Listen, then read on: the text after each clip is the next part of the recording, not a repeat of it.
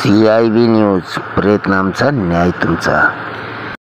विरोधकांचे मटण खा, बटण आमचे दाबा. गुलाबराव पाटील सोमवारी नाशिकमधील भगूर येथे शिवसेना नेते आणि पाणीपुरवठा मंत्री गुलाबराव पाटील यांनी नगरपालिका निवडणुकीच्या प्रचारात मतदारांना एक अजब सल्ला दिला. पाटील म्हणाले की आता ते मटण देतील, मटण त्यांचे खा, बटण आपले दाबा.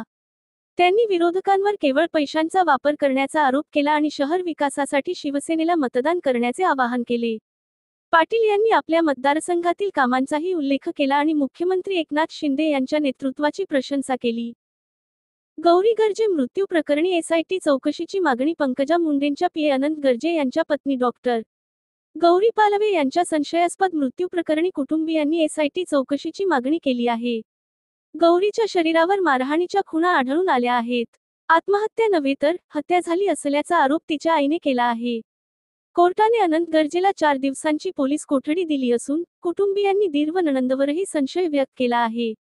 पंकजा मुंडे आणि महिला आयोगाच्या अध्यक्ष यांनी कुटुंबियांना भेटून निष्पक्ष तपासाचे आश्वासन दिले आहे. टी20 वर्ल्ड कप 2026 चे वेळापत्रक जाहीर. ICC टी20 वर्ल्ड कप 2026 चे वेळापत्रक जाहीर झाले आहे. भारत व श्रीलंका यांच्या संयुक्त यजमानपदाखाली हा 10वा हंगाम 7 फेब्रुवारीपासून सुरू होणार असून अंतिम सामना 8 मार्चला होईल. भारत आणि पाकिस्तान एकाच गटात असून त्यांच्यातील साखळी फेरीतील सामना अहमदाबादला 15 फेब्रुवारीला रंगणार आहे. 20 संघ 4 गटात विभागले असून प्रत्येक गटातील 2 संघ सुपर-8 साठी पात्र ठरतील. रोहित शर्मा ब्रँड अँबॅसेडर आहे. भारताचे सामने मुंबई, दिल्ली, अहमदाबाद व कोलंबो येथे होणार आहेत. चीनच्या खोट्या दाव्यांवर भारताचे कडक प्रत्युत्तर. चीनने पुन्हा अरुणाचल प्रदेशवर हक्क म्हटल्याने नव्या वादाला तोंड फुटले आहे. शांघाय विमानतळावर अरुणाचलमधील पेमा वांगजॉम या भारतीय महिलेला चीनी अधिकाऱ्यांनी पासपोर्ट अमान्य ठरवून 18 तास रोखून ठेवल्यामुळे भारताने तीव्र नाराजी व्यक्त केली. भारतीय परराष्ट्र मंत्रालयाने चीनचे हे कृत्य आंतरराष्ट्रीय प्रवास नियमांचे उल्लंघन ठरवले व अरुणाचल प्रदेश हा भारताचा अविभाज्य भाग असल्याची पुन्हा अधोरेखा केली.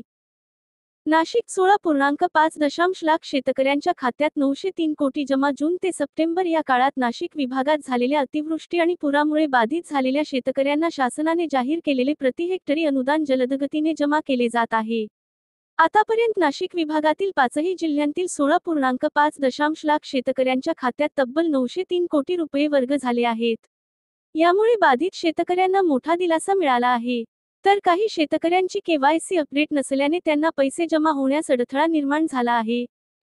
जातीपातीचे राजकारण करणाऱ्यांना मतदानातून उत्तर द्या. नाना पाटेकर. ज्येष्ठ अभिनेते नाना पाटेकर यांनी छत्रपती संभाजीनगर येथे एका कार्यक्रमात बोलताना राजकारण्यांवर टीका केली. त्यांनी मतदारांना जातीपातीच्या राजकारणाला विरोध करण्याचे आवाहन केले. देशातील सैनिकांना पुरेसा सन्मान मिळत नाही, याबद्दलही त्यांनी खंत व्यक्त केली. MGM विद्यापीठात आयोजित युवा महोत्सवात बोलताना पाटेकर म्हणाले की सध्याची सामाजिक आणि राजकीय परिस्थिती गुदमरल्यासारखी वाटत आहे.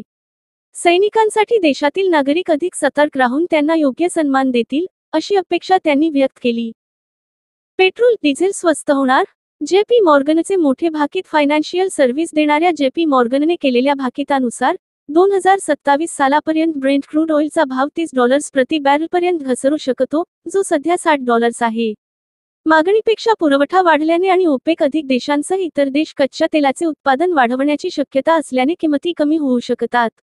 भारत आपल्या गरजेच्या 85% कच्च्या तेलाची आयात करतो, त्यामुळे जागतिक स्तरावर किमती कमी झाल्यास भारतीय तेल कंपन्यांनाही स्वस्त दरात कच्चे तेल मिळेल आणि त्या पेट्रोल, डिझेलच्या किमती कमी करू शकतात.